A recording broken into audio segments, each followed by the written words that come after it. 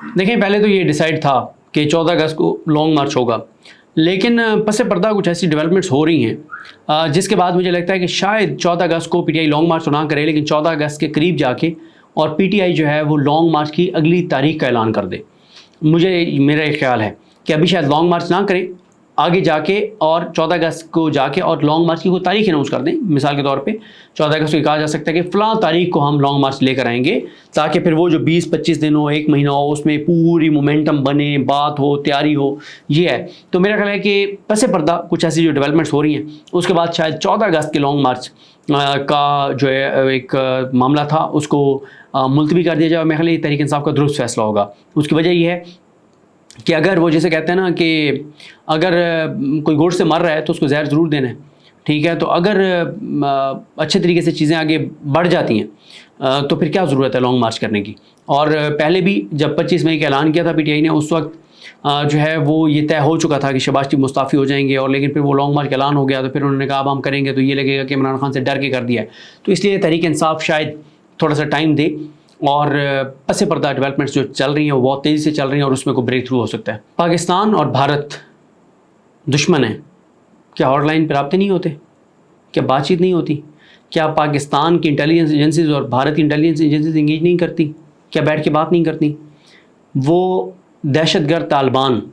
جنہوں نے پاکستان کی فوج کے جوانوں کے گلے کاٹے،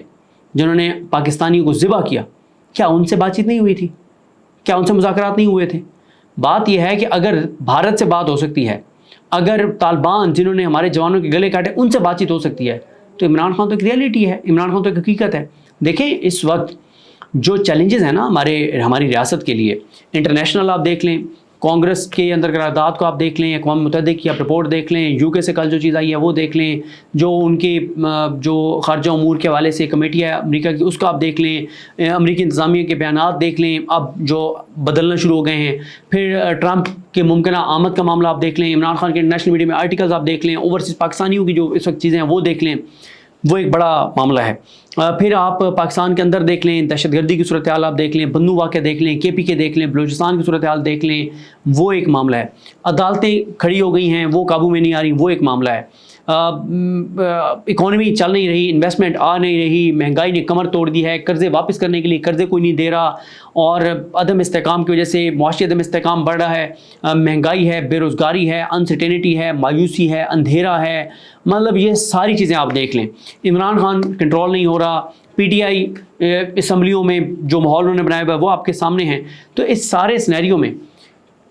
کیا یہ آسان حل نہیں ہے کہ اس ریئلٹی کو قبول کر لیا جائے، تسلیم کر لیا جائے کہ عمران خان ایک حقیقت ہے، قوم اس کے ساتھ ہے؟ تو ملک کا سوچیں نا سب۔ آج اگر عمران خان آ جاتا ہے عوام کے ووٹوں سے 2/3 اکثریت سے، اور وہ آ کے قوم کو کہتا ہے کہ ہم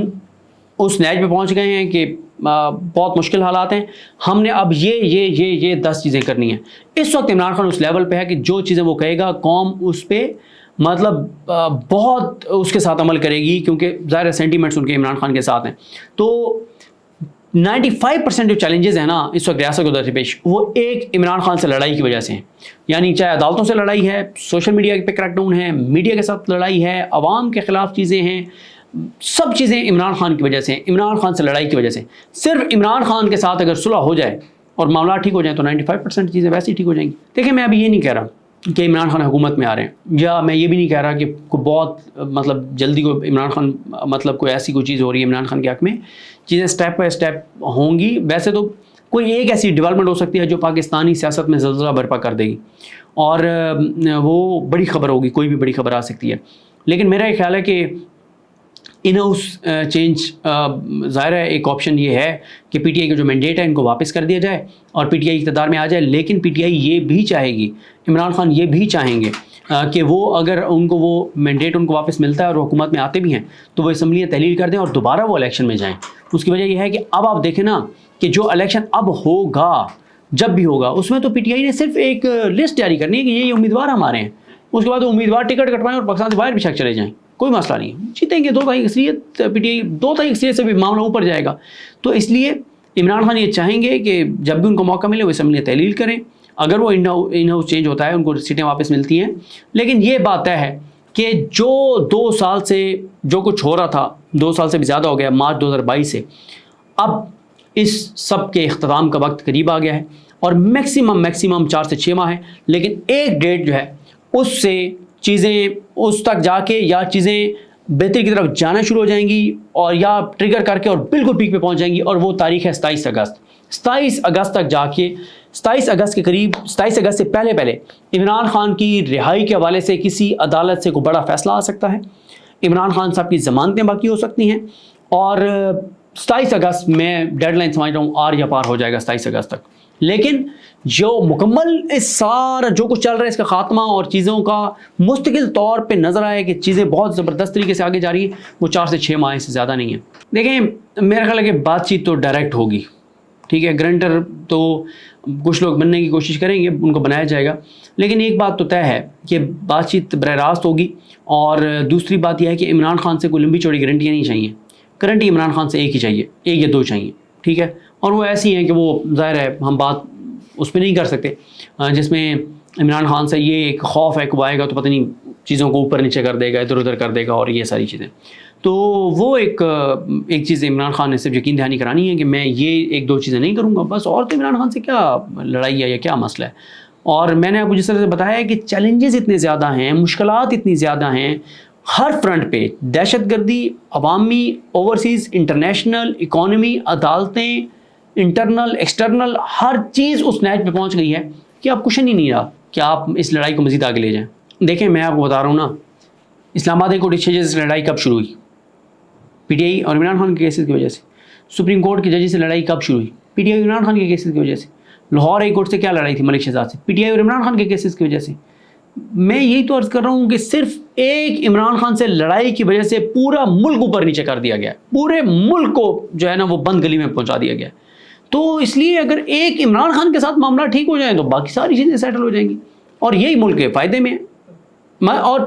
جس نہج پہ ہم پہنچ گئے ہیں نا، جتنے ہمارے اس وقت اکانومی کے حالات ہیں، دیکھیں یہ بات تو ہم سب جانتے ہیں نا کہ چودھری گاؤں کا جو ہے نا وہ وہی ہوگا جس کے گھر دانے پورے ہوں گے، ٹھیک ہے، لڑائیاں وہی لڑ سکتا ہے، بدماشی وہی کر سکتا ہے جس کے پاس پھر گھر میں دانے پورے ہوں اور پیسہ ہو اس کے بعد۔ ہم جس نہج پہ پہنچ گئے ہیں، آپ شہباز رانا صاحب کے آرٹیکلس پڑھیں، ان کی رپورٹس پڑھیں، ان کے پروگرام سنیں، اکانومی مطلب ایک کریڈیبل نام ہے نا، وہ کیا کہہ رہے ہیں کہ چائنا نے کہہ دیا بہت شکریہ جی کوئی سی پیک 2 نہیں ہے، سعودی عرب نے 1 ٹکا نہیں دیا ہمیں، یو اے ای نے 1 ٹکا نہیں دیا ہمیں، قطر نے 1 ٹکا نہیں دیا۔ ہم کہتے تھے ہمیں بہت کچھ دے رہا ہے سعودی عرب، قطر، یو اے ای کچھ بھی نہیں دیا انہوں نے۔ کیوں نہیں دیا؟ سعودی عرب کو بھی نظر آ رہا ہے کہ آج ہم ادھر انویسٹ کر دیتے ہیں، کل کو یہ نظام گر جاتا ہے، کوئی اور نیا بندہ آ جاتا ہے، عوامی جس کے پاس ہوگا ووٹ اور سارا، وہ ان ساری چیزوں کو چینج کر دیتا ہے، پھر آپ کیا کریں گے؟ دیکھیں ابھی یہ تو نہیں پتا کہ ملاقات کس کس کی ہوئی ہے، یعنی ایک طرف تو میاں صاحب تھے، دوسری طرف کون تھا، نہ یہ پتہ ہے کہ وہاں بات چیت کیا ہوئی ہے۔ انالائز کیا جا سکتا ہے نا، انالائز اس طرح سے کیا جا سکتا ہے کہ کیپٹن صفدر صاحب جس طرح کی آج کل تقریریں کر رہے ہیں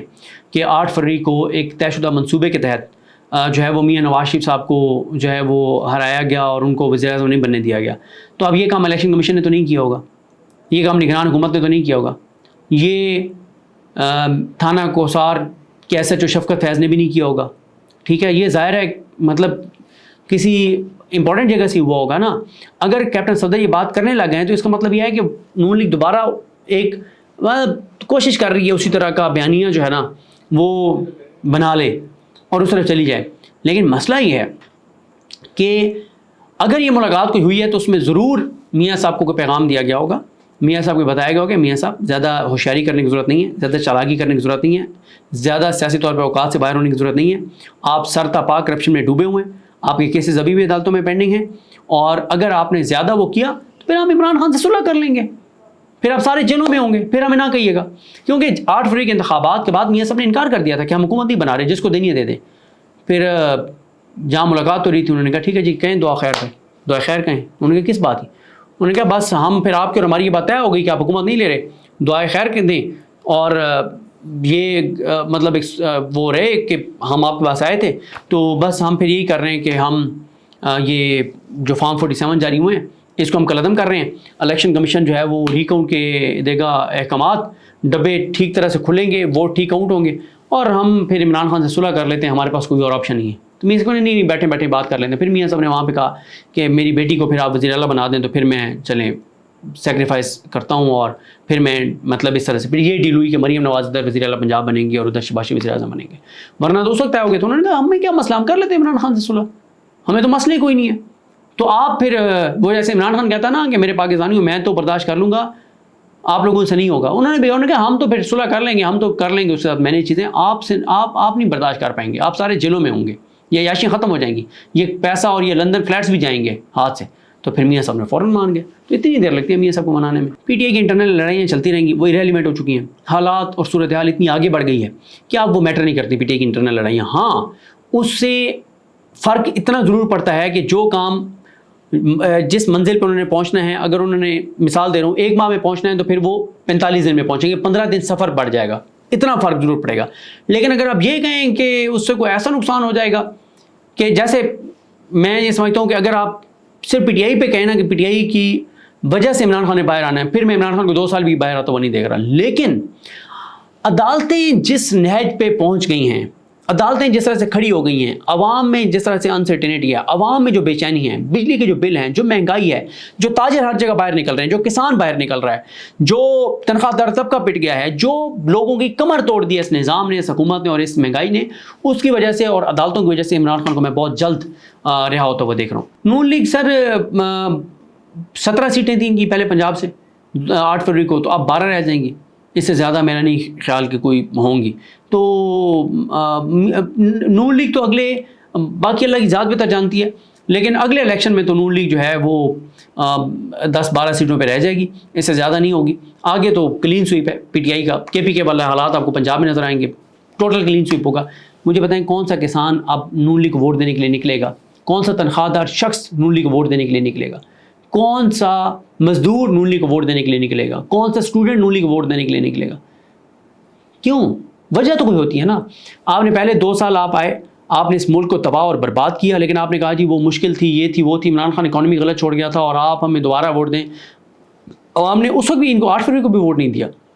فارم 47 کے ذریعے آ گئے، جو رئیس ہی کر سکتی وہ بھی نکال دیے. تو کون ان کو ووٹ دے گا؟